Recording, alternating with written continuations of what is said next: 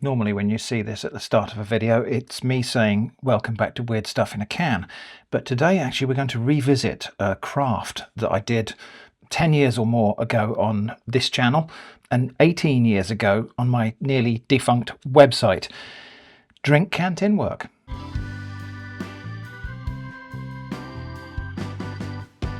So just to get you up to speed, drink can tinwork is the term that I use when I'm talking about taking the aluminium sheet from a canned drink, flattening it out, embossing it, and in my case making it into little metal boxes. We're going to revisit that today because there are some changes and some new things to explore. And also, hopefully the production values might be a little bit higher than they were 10 or 18 years ago. So the first thing that's changed in that time is the proliferation of craft beers in cans like this. These cans are 440ml cans, but they are plain metal cans with a self-adhesive plastic label on them. They do this, I think, because these things are typically quite small and limited runs of craft beers, and so they just have a blank can and they only print the label. That is significantly to our advantage, and that's because in the old version of Drink Can Tinwork, I used to have to sand the printing off the cans to get nice clear metal. With this one, all I need to do is peel it off. While we're here though, there is something else to explore. A side quest, if you like, a little bonus thing we can do with these lovely labels, because a lot of these craft beers as well, the labels are just very lovely. And I did in fact pick these three based as much on the design on the cans as the contents, although I will surely enjoy drinking any of these. We're going to use this can today, Arise Pale Ale from Burning Sky Brewers and Blenders. Arise is brewed with Pilsner and wheat malts and backed up with a huge charge of Citra, that's hops, Centennial and Amarillo hops for a big peach, pine and resinous aroma. So it could be a challenging beer for me because I'm usually more about the malt than the hops. But anyway, as I said, this label will just peel off because these are usually quite durable plastic. So yeah, it's like a thin vinyl, I think. And this will peel off, revealing a lovely, shiny, plain silver can. And I'm going to use this label, which has still got its self-stick, to cover a book. Just a plain, cheap little notebook. And I'm going to cover it with that sticker. And I'm going to do it maybe like this. So I might use more than one label to cover this because I want that design on the front here. So I might just do that there. Would have been nicer if I'd got that completely straight, but not to worry. This bit here I'm going to cut off.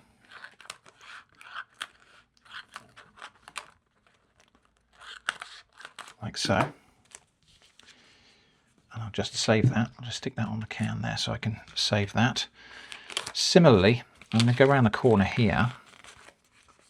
Actually, I'll just peel that up for a moment and make sure it goes down into that crease on the book. Otherwise it might stop the book from closing. We'll go onto the spine. And then I think I might just cut along there as well to give me another spare piece.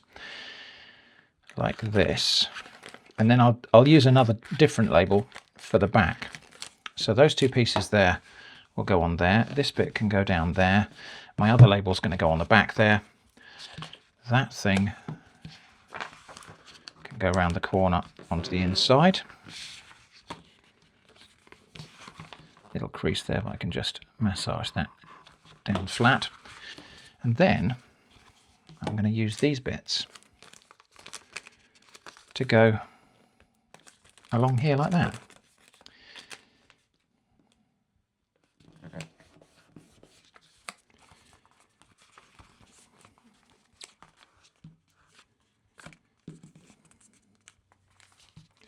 And I can cut across there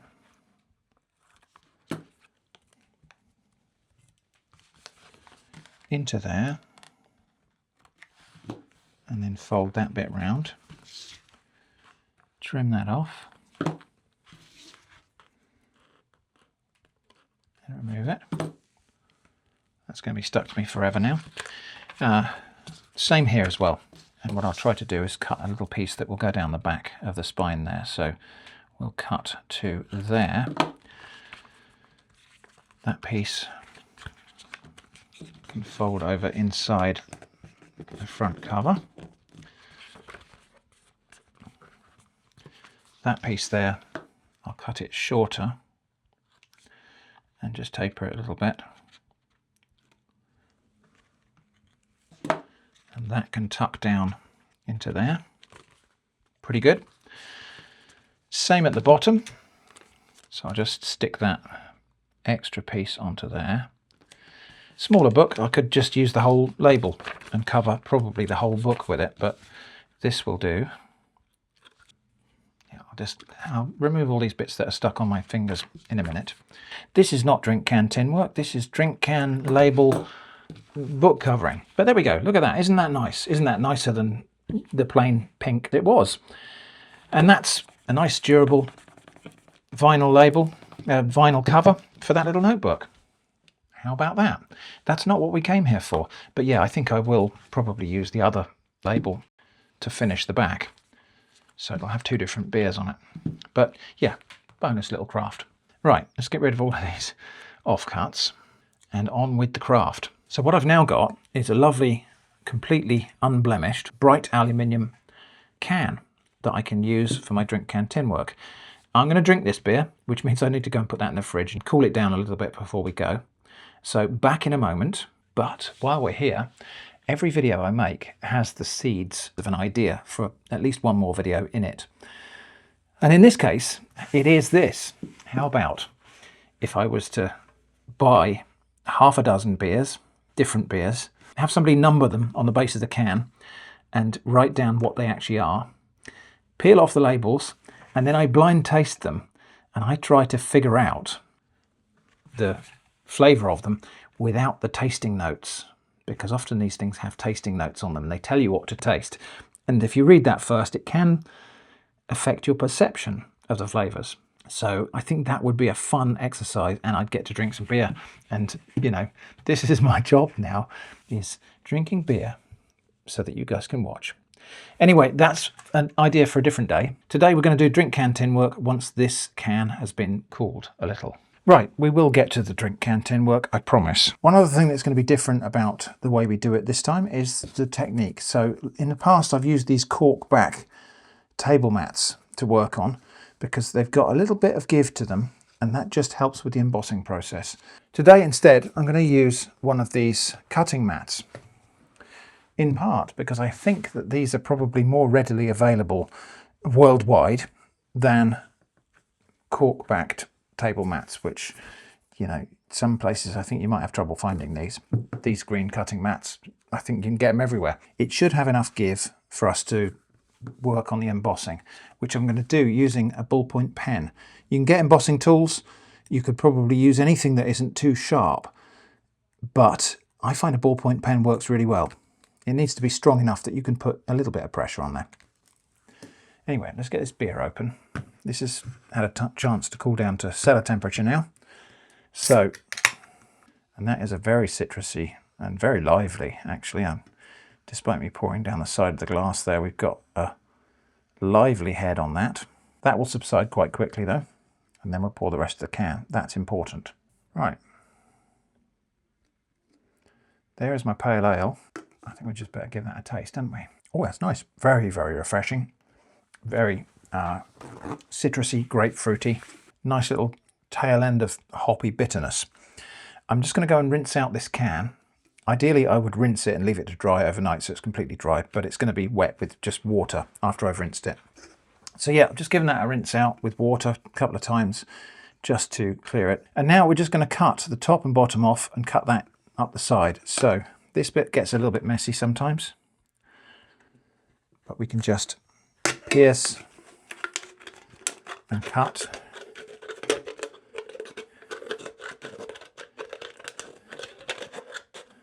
And it's really thin metal. You can cut it with just about any scissors.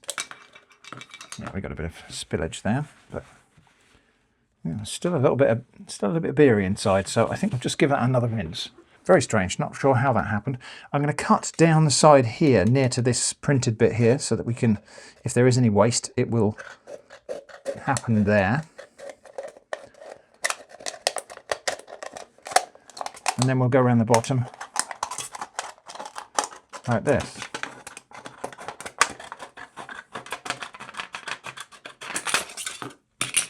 There we go. Just mop up a bit of moisture. Dry off the inside of this sheet. Now you do need to be careful here. The edges of this can be quite sharp, and especially there can be little strands where where the scissors just lifted a little bit of metal off. Can be a bit of a potential there to cut your hands, so be careful. And I'm just going to trim this really jagged edge off here because that will just impede the next part of the process. So I'll just lose that bit. Wow, I'm sure they're making these cans a lot thinner than they did back in the day when I first did this drink can tin work. I suppose that's economy. Okay, so we have now got a lovely, fairly unblemished sheet of thin aluminium. Make sure that's, well, I've cut myself already. There's a little hole in my hand there. Just goes to show you, but I wouldn't try to use gloves with this. I think you just find that cumbersome and difficult.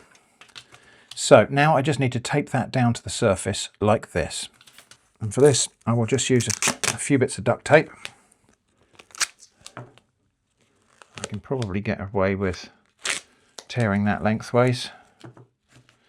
I'm going to do it shiny side down because the shiny side is the one I want on the outside of my box.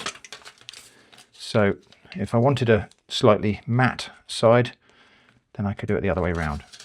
And I'll just stick down the other end. And I may not need to stick down the sides actually, so I'll just probably need to stick down the two ends. There we go. So now we need to lay out the box. And the box is going to need a top, 4 sides, and then some extra bits.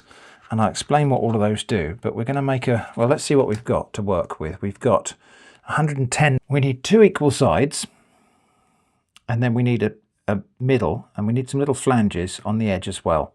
So at its narrowest point, let's say we've got 100 millimeters to work with. If we take off, say, 40 for the top of the box, that leaves us with 2 lots of 30. It's probably more than we need for the sides.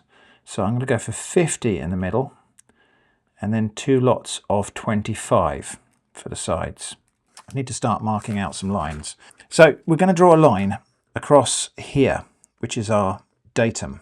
Everything else is going to be measured from here. And this includes about 5 millimeters, which is going to be the flange of the box. So just score a little line across there. Now I'm not pressing down super hard, because if you do, you can tear the metal and it will make the folds crack. So I'm just, firm, but not excessive pressure. Right, so from there, we're going to measure. What have we got from there? We've easily got 100 from there anyway. So we're going to measure 25 up from there, which is to there.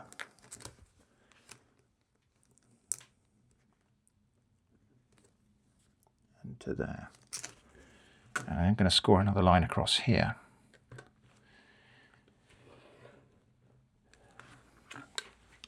Now I'm going to measure 50 from there.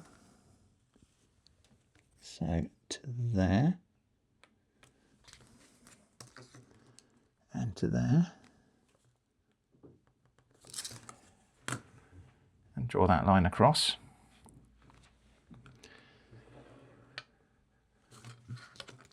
And then another 25 to there. Now, shall I make a rectangular box or a square one? I think a square one. So I'm going to measure out, let's say, I'm going to do what I think is a line perpendicular to all of that here. So we're going to go about here. And then I'm going to measure 50 from there.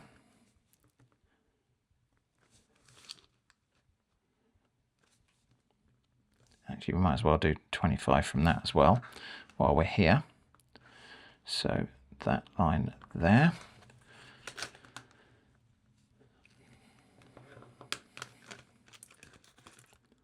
And that line there. Do 25 this side.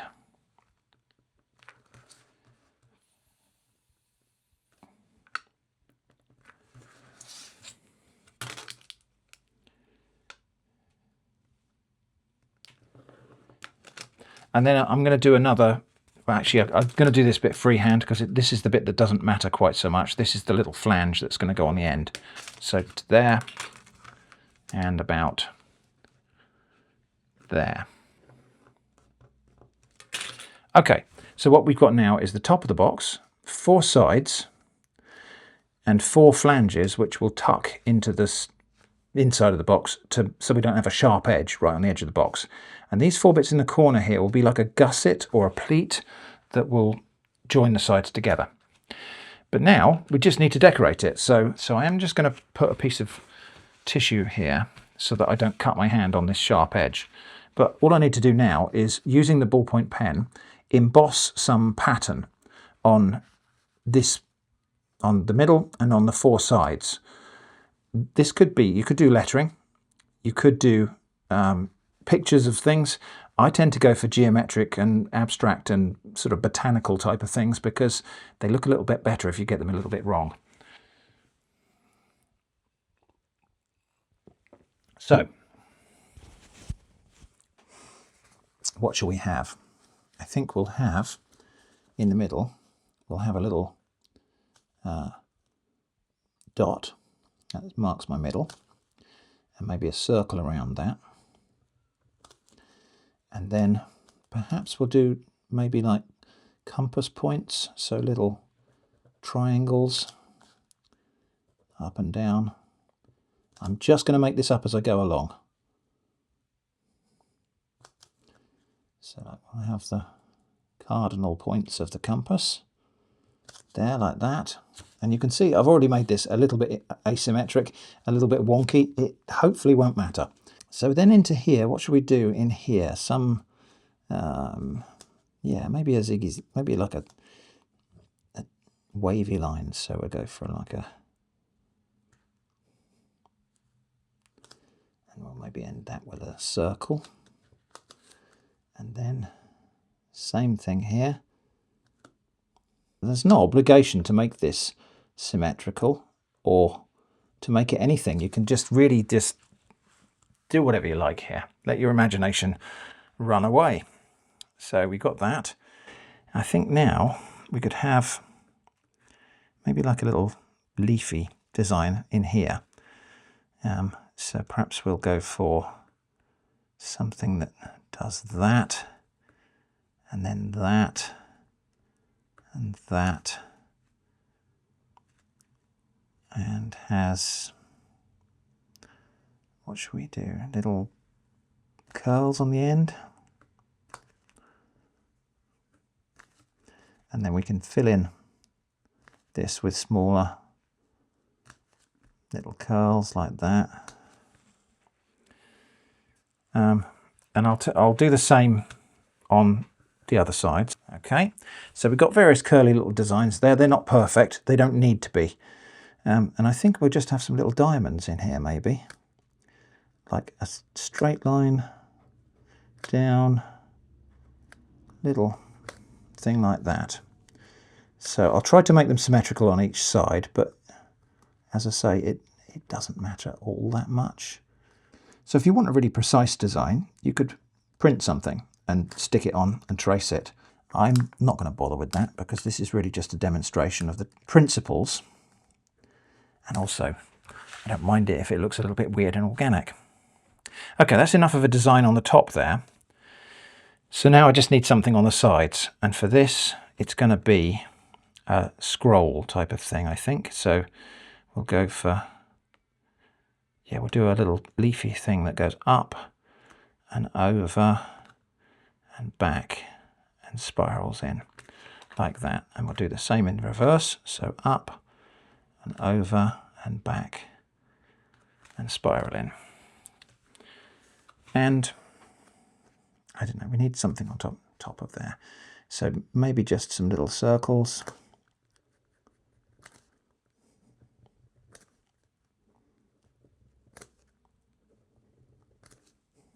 Okay, repeat on the other 4 sides and it looks like this. That's quite a simple design, but that will do. We could just leave it like that, but I'll show you what happens if we do. I think we should find that this lays rather flatter now that we've got some creases in it, but it might still curl up a bit, so we'll just keep this tape, try and keep this tape intact so that we can reuse it.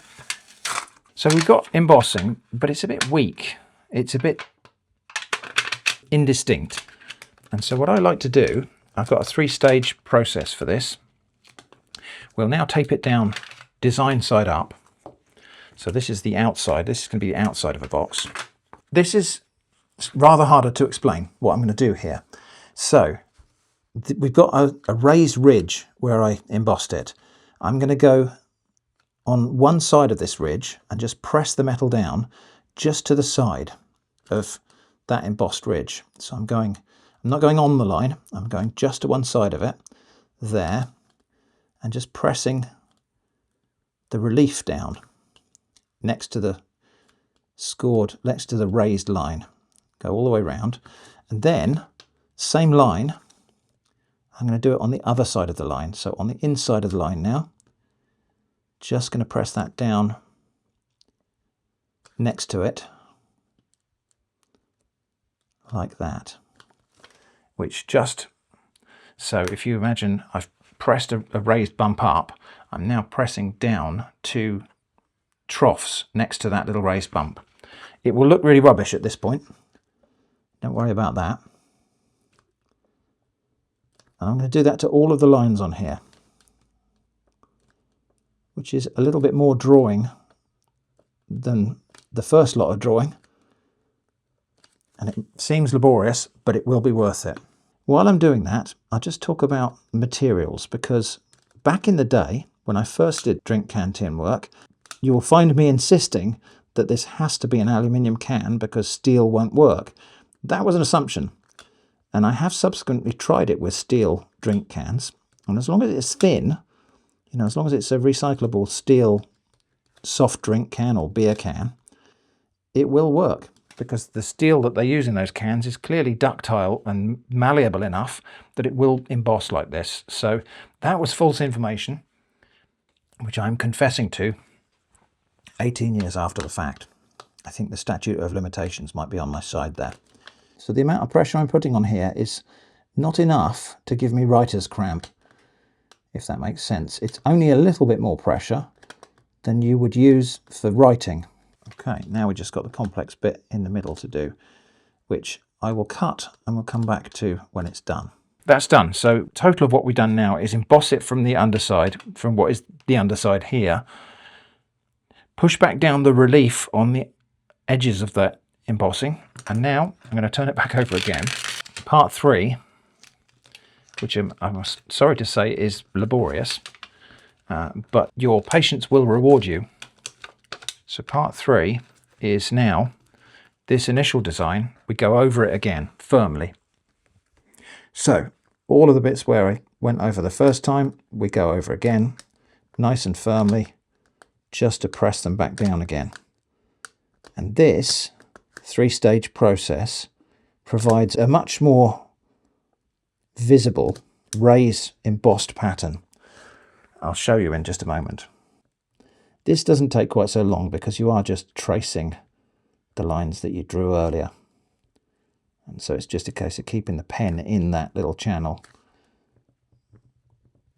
and going over again.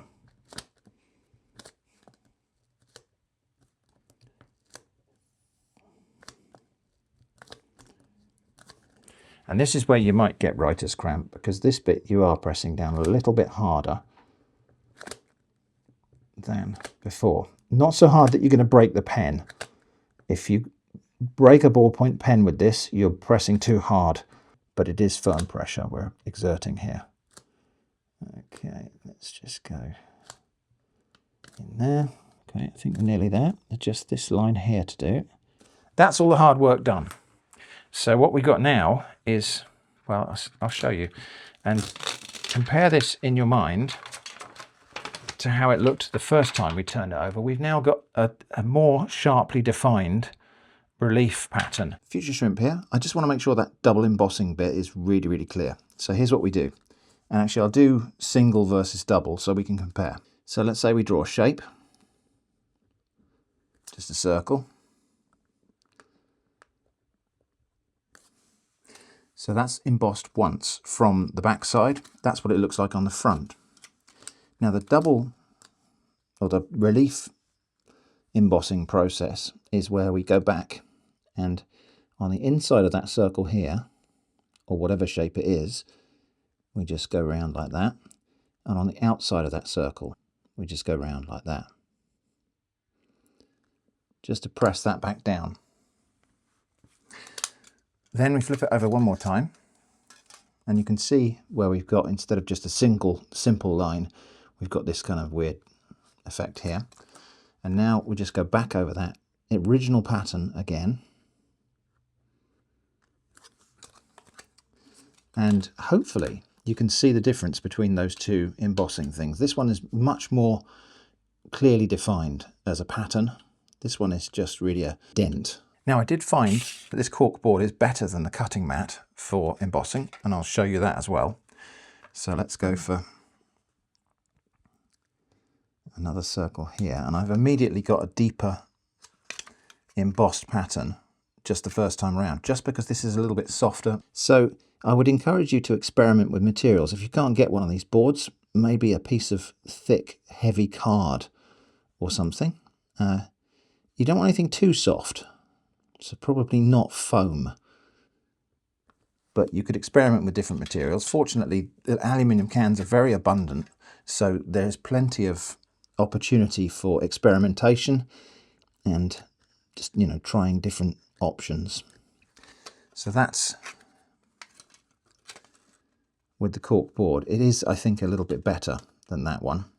Not a lot in it, but just a slightly better result, just because this cork material is a little bit softer. Now, I dare say you could go over that again on the edges with the pen, and then turn it over and go over the pattern again and get an even more raised design, but I think we've gone far enough. Nextly, just got 4 more lines to score, which is diagonally across these square corners here.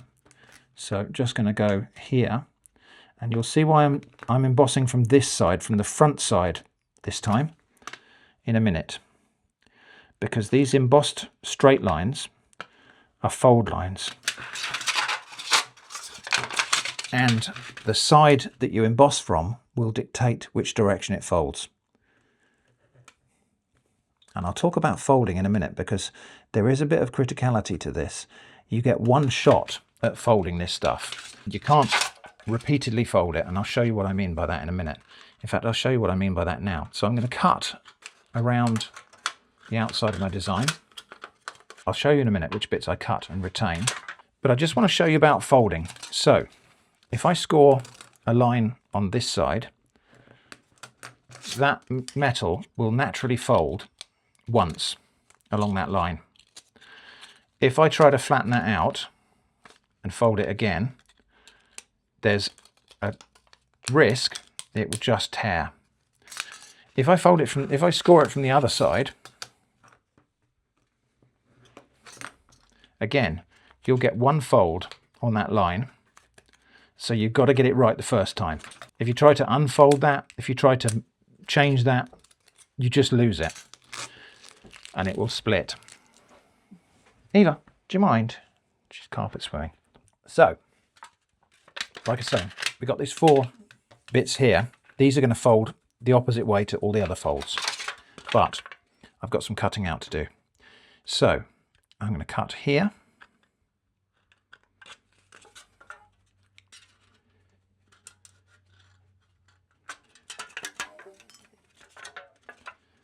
I'm going to cut here.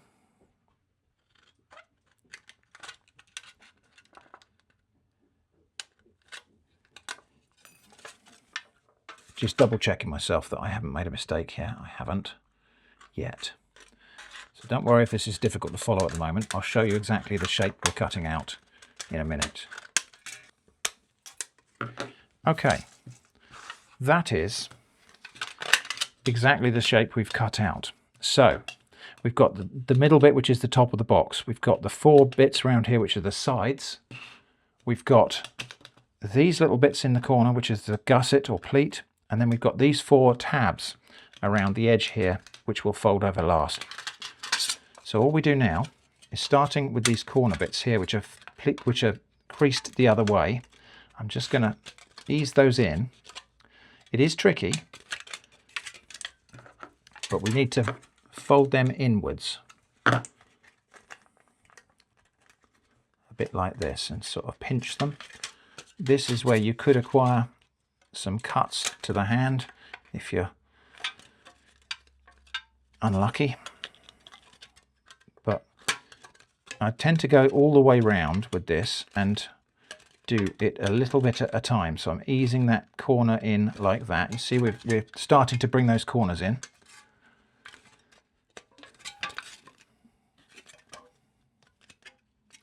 And if it splits along these fold lines, there's several possible explanations for that. One is maybe it could be that some kinds of can, the material might just be too brittle. It could be that you pressed too hard when you scored and you've actually stretched the metal and stressed it, and then it automatically fatigues when you fold it. So there we go. So we've got those 4 bits have gone in there. Now I'm going to start to bring these corners in, and all that we actually do now is what I might do is just run the pen along here just to define that fold a little bit more sharply, because that will help. Yeah, that is helping. So okay, I will do that on all 4 sides of the top.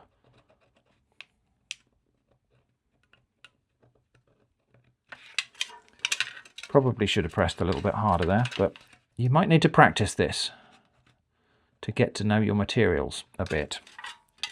Like I say, it's been a few years since I did any of this drink can tin work, and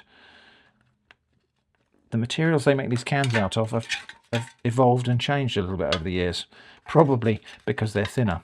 Anyway, we're almost there now. So now, all we need to do is just fold those in tight. So those little pleats there, we'll fold that one in tight.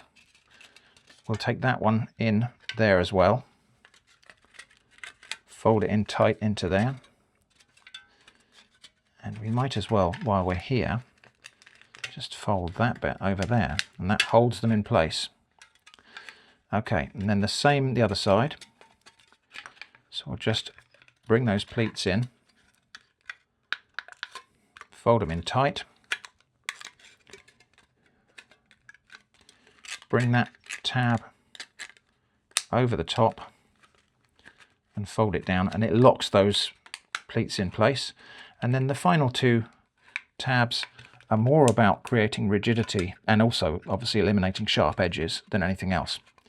So there we go. That is the basic box.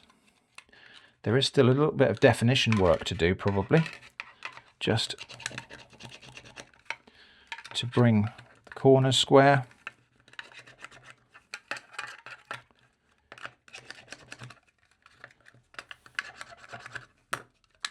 And flatten the sides, but there we go. That is drink can tin work.